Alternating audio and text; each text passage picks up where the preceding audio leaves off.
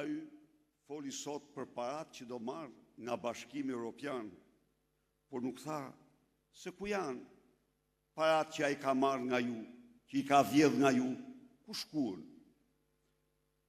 Ku janë 140 milion euro të instalatorit të Tiranës që nuk u ndërtuan kurrë? Ku janë 110 milion euro që i fale Beketit me arrogancën tënde? Ku janë 100 milion euro që ke shpërdorur tek Air Albania?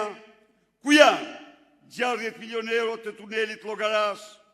Ku janë 68 milion euro anijet fantazm tigrat e Lubi Ballukut?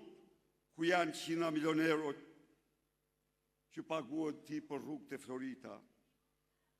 Duke luajtur me aspiratën europiane të shqiptarëve, ti Edi Rama kërkon të mbulosh vjedhjet me pasaportën kallp europiane në dorë tua. A jetohet ndershëm në Shqipëri të qeverisur nga Edi Rama? Është pyetja që çdo prim, çdo qytetar duhet të shtrojë sot për fëmijët e tij. A mund të ketë siguri për të ardhmen e fëmijëve në këtë vend me Edi Ramën?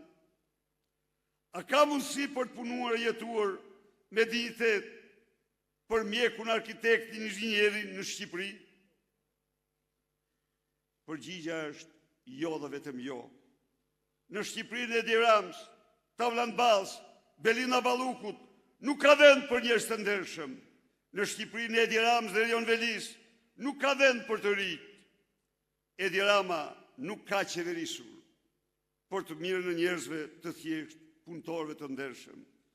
Pas këtyre 12 vjetëve dhe 4 vjet tjera të Edi Ramës, vetëm do të përforcojnë të keqen e madhe.